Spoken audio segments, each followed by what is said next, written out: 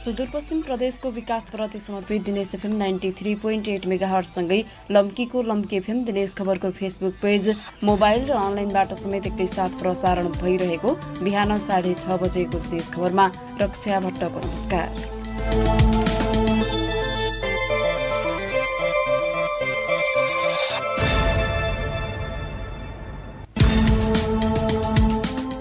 सुरुमा प्रसारणका प्रमुख खबरहरू। कञ्चनपुरमा एमालेलाई 74 सालको साख जोगाउन चुनौती, झिनो मतान्तरले भएको पराजयको बदला लिने दाउमा कङ्ग्रेस, माओवादी केन्द्र र समाजवादीलाई एकअर्काको आश। जनप्रतिनिधिको दबावमा धनगढी उपमहानगरपालिका आफैले गरेका निर्णय लुकाउन केन्द्रित, मेयरको राजीनामा अघि भएको कार्यपालिका बैठकका निर्णय सार्वजनिक भएनन्। बैतडीमा दलगत र स्वतन्त्र उम्मेद्वार मतदाता रिझाउनका लागि अन्तिम कसरतमा जुटे, सत्ता गठबन्धन एमालेको तालमेलले चुनावी प्रतिस्पर्धा रोचक हुने आकलन। र दार्चुलाको महाकाली नदीमा निर्माण भएका 2वटा झोलुङ्गे पुल सञ्चालनको तयारी, आवश्यक सुरक्षा व्यवस्था मिलाएर चुनावपछि नियमित खोल्ने 2 देशबीच सहमत। दिनेश खबर अब विस्तारमा।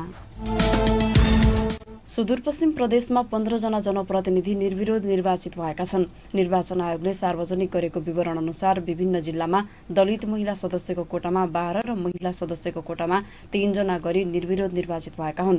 एमालेका 7, कङ्ग्रेसका 4, माओवादी केन्द्रका 2, एकीकृत समाजवादी र स्वतन्त्रबाट 1-1 जना निर्विरोध भएका हुन्। बाजुराको बुढीनन्दन नगरपालिका 4 मा दलित महिला सदस्य कोटामा एमालेबाट उम्मेद्वार बनेकी 26 वर्षीय बसन्ती चौधारा, वडा नम्बर 10 मा एमालेबाट उम्मेदवारी दिएकी 60 वर्षीय टुम्मरा दमाई, त्रिवेणी नगरपालिका 7 मा कङ्ग्रेसबाट 60 वर्षीय औलादेवी लुहार र हिमाली गाउँपालिका 1 मा माओवादी केन्द्रकी उम्मेद्वार 36 वर्षीय रूपसरी कामी निर्विरोध निर्वाचित भएका छन्।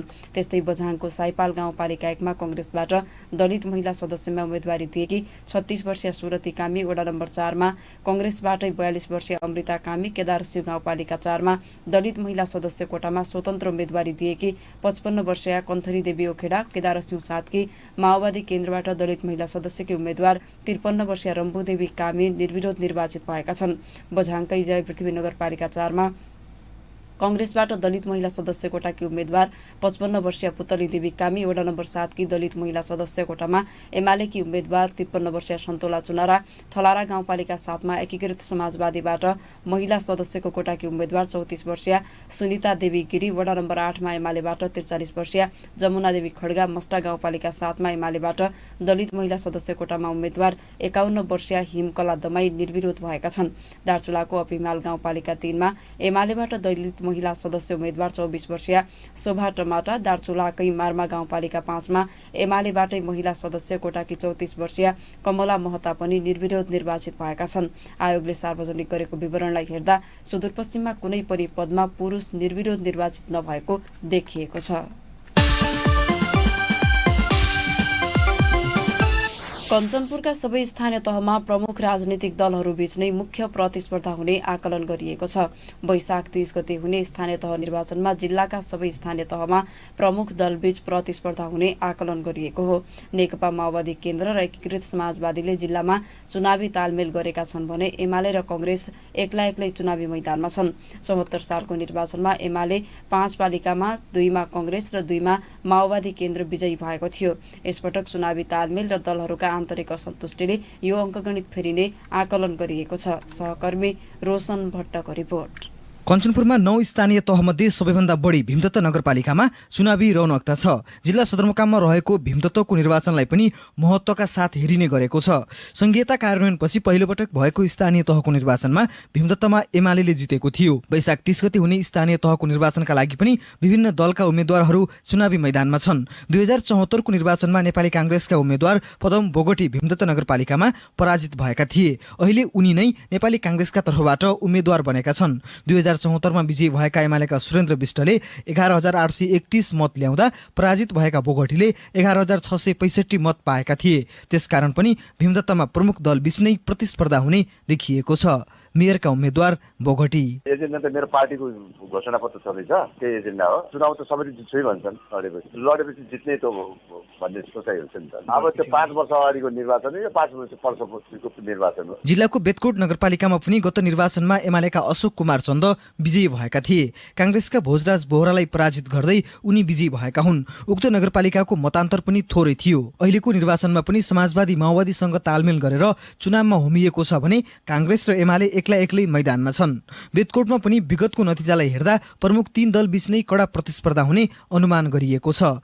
एकीकृत समाजवादीबाट मेयर पदका उम्मेद्वार रामचन्द्र रेग्मी। अब अहिले हामीले हेर्दा हाम्रो माहौल एकदमै राम्रो भएको छ। गठबन्धनका सबै उम्मेद्वारहरू जित्ने खालको माहौल बनेको छ। बेतकोट नगरपालिकाभरि सबै वडाहरूमा सबै कार्यकर्ता र नेताहरूमा उत्साह थपिएको छ। स्वतस्फूर्त ढङ्गले विभिन्न खालका कार्यक्रमहरू, घर दैलो, पौड सभा, टोल भेला लगायतका अब यो आम सभाहरू भइरहेका छन्। अब यसले गर्दा पनि के देखिन्छ भने हामी चुनाव जित्ने कुराको लगभग नजिकतिर पुगिरहेका छौँ। जिल्लाको शुक्लाफाटा नगरपालिकामा भने 2074 को निर्वाचनमा नेपाली काङ्ग्रेस विजयी भएको थियो।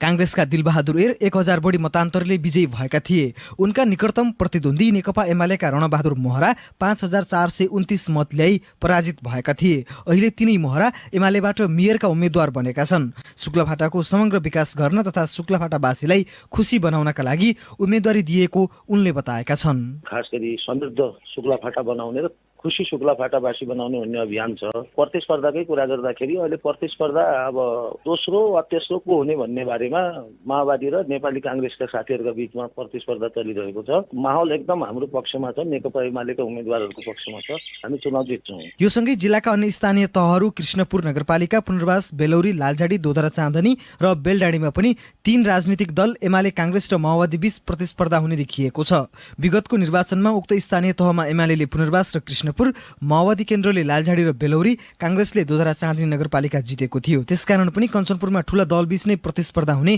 देखिएको छ। दिनेश खबरका लागि रोशन भट्ट, धनगढी। आसन्न स्थानीय तह निर्वाचनका उम्मेद्वार आफ्नो पक्षमा भोट माग्न अन्तिम कसरतमा जुटेका छन्। मत खसाल्ने दिन नजिक आएका बेला उम्मेद्वारले घर दैलो अभियानलाई तीव्रता दिँदै अन्तिम कसरतमा जुटेका हुन्।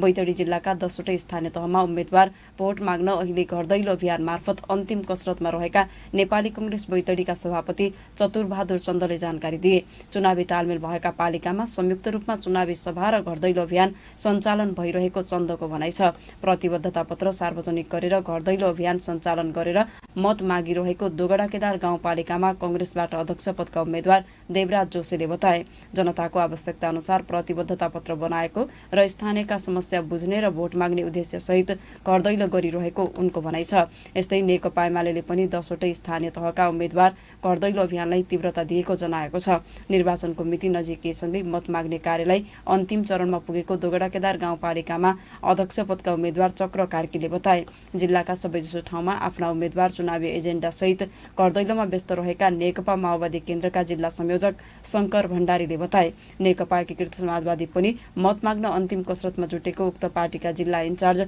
परमानन्द भट्टले बताए। राप्रपाले पनि जिल्लाका विभिन्न ठाउँमा चुनावी सभा सम्पन्न गरेको र हाल घर दैलो अभियानमा रहेको राप्रपाका जिल्ला अध्यक्ष इन्द्रदेव शरण भट्टले बताए। यस्तै जिल्लामा स्वतन्त्र उम्मेद्वारले पनि चुनावी अभियानलाई अन्तिम चरणमा पुगेको बताएका छन्। जिल्लाको डिलासैनी गाउँपालिका अध्यक्ष पदमा स्वतन्त्र उम्मेद्वार बनेका सन्तोष प्रकाश जोशीले घर दैलो अभियानलाई तीव्रता दिएको जनाए। जिल्लाका केही स्थानीय तहमा दलले चुनावी तालमेल गरेका छन् भने केही स्थानीय तहमा एक्लै चुनावी मैदानमा रहेका छन्। एमाले सुर्नयामा राप्रपासँग चुनावी तालमेल गरेको छ। गठबन्धन दलले जिल्लाको दोगडा केदार, पञ्चेश्वर र डिलासैनी गाउँपालिकामा तालमेल गरेको छ। जिल्लाका 10 स्थानीय तहमा 10 पालिका प्रमुख, 10 उपप्रमुख, 84 वडा अध्यक्ष र 336 वडा सदस्य गरी 440 पदका लागि निर्वाचन हुँदैछ। आसन्न स्थानीय तहको निर्वाचनका लागि कञ्चनपुरका 9वटै पालिकाका लागि निर्वाचन सामग्री तयार गरिएको छ। मुख्य निर्वाचन अधिकृत मदन बहादुर धामीले 9वटै पालिकाका लागि मतपत्र रुजु गरेर तयारी अवस्थामा राखिएको बताए। मतपत्र र मतपेटिका सम्बन्धित पालिकाका लागि छुट्याएर राखेको बताउँदै उनले मतपत्र, मतपेटिका र निर्वाचन सामग्री सहित मतदान केन्द्रमा पठाउने काम भइरहेको बताए। उनका निर्वाचनका अनुसार 3,01,150 मतपत्र रुजु गरी मिलाएर राखिएको छ। जिल्लाका पालिकामा भयरहित वातावरणमा निर्वाचन सम्पन्न गर्न स्थानीय प्रशासनले सुरक्षा व्यवस्था पनि कडा पारेको छ। जिल्लामा झण्डै 3,000 सुरक्षाकर्मी परिचालन हुने प्रमुख जिल्लाधिकारी रामप्रसाद पाण्डेले जानकारी दिए। निर्वाचनका बेला हुन सक्ने सम्भावित आपराधिक गतिविधि नियन्त्रण गर्न निर्वाचन सुरक्षा निकायले जिल्लाभर सुरक्षा सतर्कता बढाएको जिल्ला प्रहरी कार्यालयले जनाएको छ। यस्तै निर्वाचनको 48 घण्टा अघि नेपाल भारत सीमा बन्द हुने भएको छ। निर्वाचनका लागि कञ्चनपुरमा 341 मतदान केन्द्र तोकिएको छ। जिल्लामा कुल मतदाताको संख्या 2,95,354 छ भने निर्वाचन सम्पन्न गर्न भीमदत्त नगरपालिकामा मुख्य निर्वाचन अधिकृत र बाँकी 8वटै पालिकामा निर्वाचन अधिकृतको कार्यालयले निर्वाचनको तयारी गरिरहेका छन्।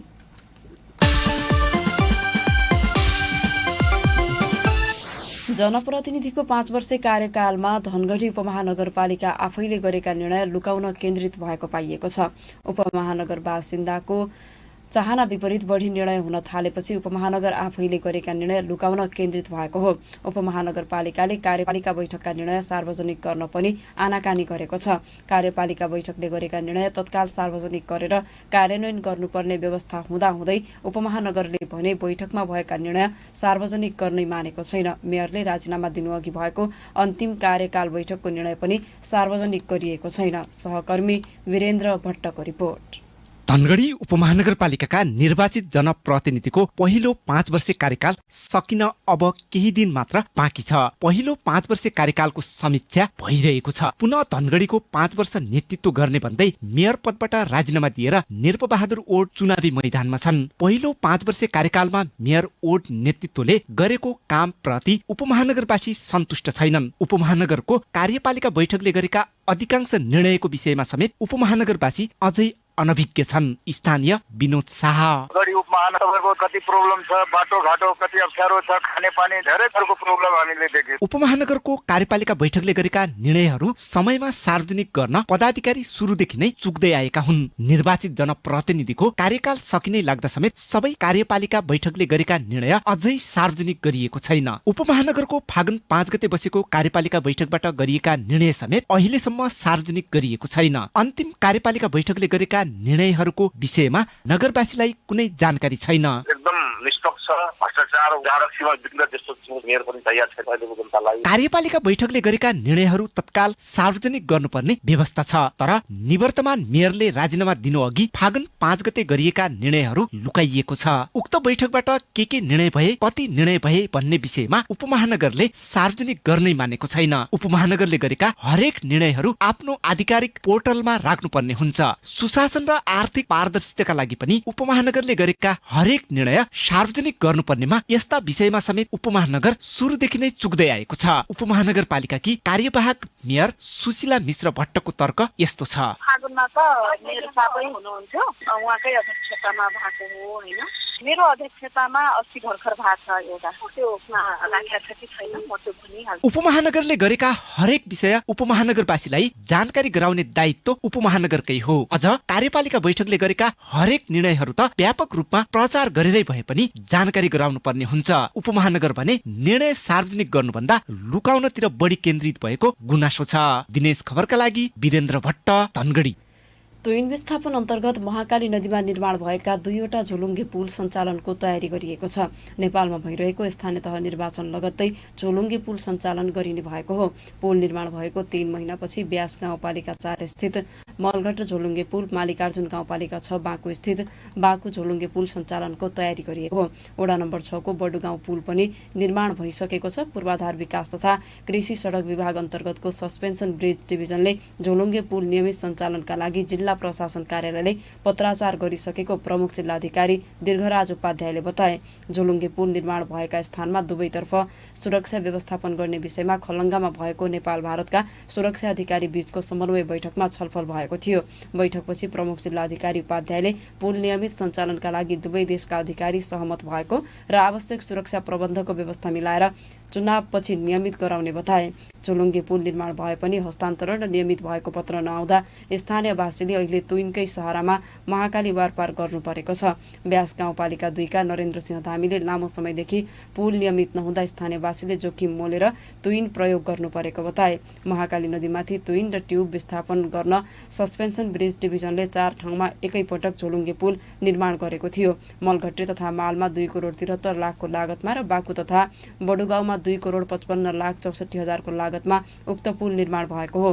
निर्माण भएका पुल सञ्चालनका लागि भारतका तर्फबाट कुनै समस्या नभएको दार्चुलाका डीएसपी नन्दन कुमारले बताए। पुल नियमित सञ्चालन भएपछि सो क्षेत्रमा सुरक्षाकर्मीको उपस्थिति अनिवार्य हुन्छ। पुललाई चाँडो सञ्चालनमा ल्याउन सके स्थानीयवासीलाई समेत नियमित आवतजावतमा सहज हुने मालकाका बासिन्दा दानसिंह कार्कीले बताएका छन्।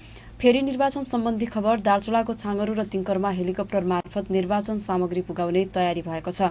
जिल्लाको ब्यास गाउँपालिका वडा नम्बर 1 मा पर्ने 2 गाउँ छाँगरू र तिङ्करमा हेलिकप्टर मार्फत निर्वाचन सामग्री पठाउने तयारी भएको हो।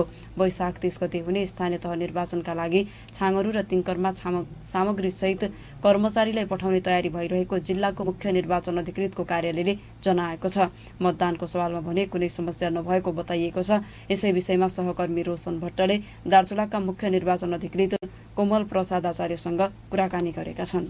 अब कर्मचारीहरूको चाहिँ त्यहाँ खटिने मतदानहरू सहायक मतदानहरूको तालिम भएर सबै सिद्धिसकेको छ। उहाँहरू नियुक्ति पत्रहरू पनि दिइसकेको छ। तर उहाँहरू चाहिँ अब 27 गते बेलुकासम्म त्यहाँ पुग्नुपर्छ। त्यस्तो सुरक्षाको दृष्टिकोणबाट त्यस्तो संवेदनशील त छैन त्यो। अब त्यहाँ चाहिँ नि उहाँहरूलाई अब हेलिकप्टरबाट लिफ्ट गर्न सकिन्छ कि भन्ने पनि कुरा भइरहेको छ। सम्भवतः उहाँहरू हेलिकप्टरबाट चाहिँ नि यहाँ अब जान भौगोलिक हिसाबले चाहिँ जान नसक्ने भयो भने उहाँहरूलाई हेलिकप्टरबाट चाहिँ नि पुर्याउने पहल पनि भइरहेको छ। कर्मचारीसँगै निर्वाचन सामग्री पनि जाने भए सामग्री पनि मतपत्र लगायतका आवश्यक पर्ने मतपेटिका होइन अब त्यो पनि जान्छ।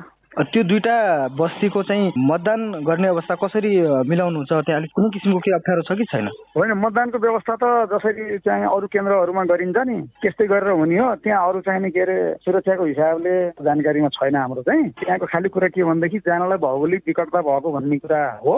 अब भौगोलिक विकटतालाई समाधान गर्नलाई हेलिकप्टरबाट चाहिँ कर्मचारीहरूलाई र मतदान सामग्रीहरू चाहिँ लिफ्ट गरेर पठाइयो भने अरू चाहिँ त्यहाँ मतदान गराउनको लागि त्यहाँ अरू हिसाबले चाहिँ कुनै बाधा व्यवधान छ भन्ने कुरा चाहिँ छैन हामीलाई चाहिँ। हेलिकप्टर मार्फत कर्मचारी र सामग्री पठाउने कुरा लगभग पक्का भइसकेको हो कि कुरा मात्र चलिरहेछ अहिले? अब हुने लाइनमा छ कुरा, अहिलेसम्म चाहिँ हुन्छ भन्ने छ हामीलाई। उनी थिए दार्चुलाका मुख्य निर्वाचन अधिकृत कोमल प्रसाद आचार्य सहकर्मी रोशन भट्टसँग कुराकानी गर्दै।